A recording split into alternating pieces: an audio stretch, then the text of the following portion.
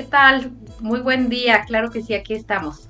¿Qué tal, Ana Vanessa? ¿Cómo te va? Queríamos principalmente si podías hacer una referencia a qué representó, de qué se trató este acuerdo y cuáles eran los principales objetivos que representaron los acuerdos de Oslo.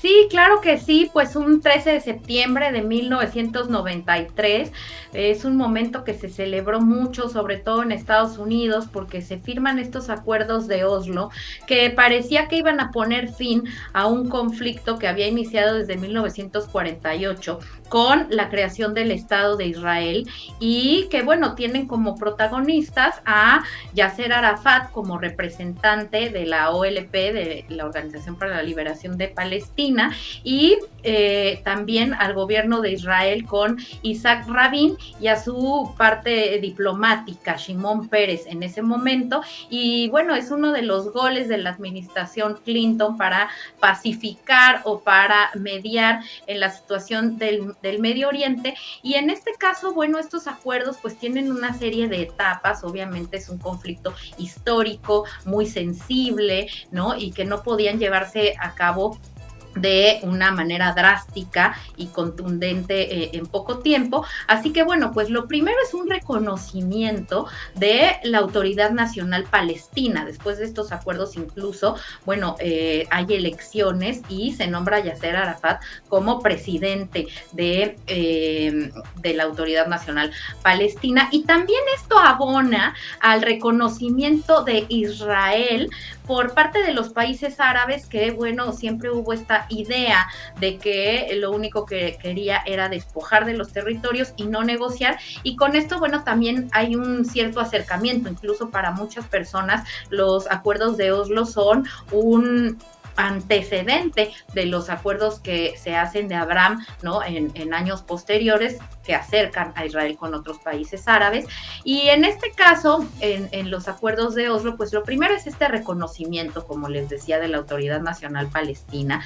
Y también, por otro lado, bueno, pues una partición del territorio, principalmente de Cisjordania en tres, una parte que correspondía al dominio total de los palestinos, una parte en conjunto con Israel y otra que tenía el ejército israelí, aproximadamente un 60% del territorio, en sus manos para ir haciendo una transición y formar un Estado palestino para 1999.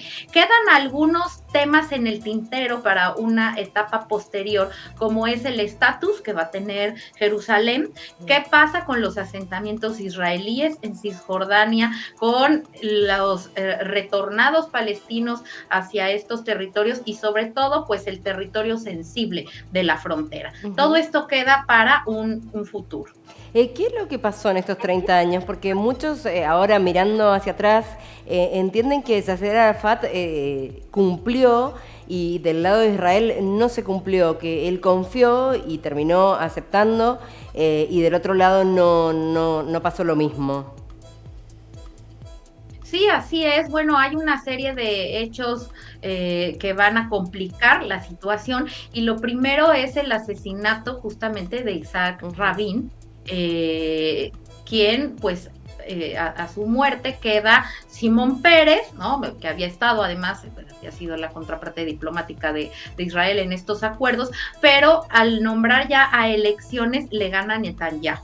Y Ujú. Netanyahu se sabe que estaba desde un principio en contra de estos acuerdos de Oslo. Eso va a ser un golpe muy importante y vamos a ver que ya acercándose en 1999 y el año 2000, pues tiene que haber una cierta conversación que se llevan a cabo en Camp Davis y donde hay un rompimiento total de estos acuerdos, por lo que pues tienen que seguir en una nueva intifada los palestinos para recuperar y presionar a Israel, que conforme van pasando los años no tan solo no cumple con estos acuerdos, sino que va tomando una mayor cantidad de territorio, y es por eso que hoy en día pues se habla de que Israel no cumplió su parte, que fue una treta para además acercarse a algunos países árabes, pero pues bueno, finalmente también esto es cierto, le abre la puerta a Israel para tener otra conexión con los países árabes.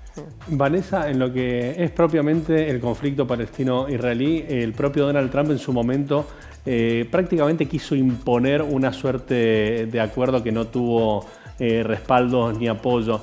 ¿En qué quedó eso y cuáles crees vos que son los desafíos inmediatos en relación al conflicto? Desde luego, bueno, yo creo que dos eventos muy desafortunados para el cumplimiento fue esto, el asesinato de Isaac Rabin, y por otro lado la llegada de Donald Trump al poder, que no tan solo pues desconoce cualquier acuerdo, no solo esto, sino cualquier acuerdo multilateral, sino que además echa leña al fuego, de alguna manera exacerba el conflicto, reconociendo a Jerusalén como la capital de Israel y moviendo la embajada para allá, ¿no? Entonces eso pues de alguna manera va a agravar la situación y bueno, pues hasta el día de hoy seguimos pues con conflictos importantes, con una serie de ataques, de movilizaciones de tipo terroristas que se desprenden de este conflicto y apenas, bueno, hace un par de días estuvimos analizando la Asamblea de Naciones Unidas, los discursos, etcétera. Y bueno, Palestina sigue estando sobre la mesa como un caso de abuso de derechos humanos. Muchos dirigentes latinoamericanos, entre ellos el presidente Petro, por ejemplo, Luis Arce, pues hablaron de reconocer este problema y abonar a la causa para que los palestinos pues, puedan ver cristalizado el sueño de su territorio. Incluso, bueno, pues también los líderes de estos países se refirieron al conflicto. ¿Qué es lo que sucede a nivel internacional que cuesta una definición más taxativa, más puntual? Porque día a día vemos, bueno, ahora en las últimas horas hubo nuevamente muertes en enfrentamientos armados de palestinos, incluso un chico de 19 años murió en estos enfrentamientos donde la policía israelí directamente le disparó a la cabeza. Así es un problema, pues como dices, complejo, de una resolución además que seguramente no va a dejar contenta a ninguna de las partes.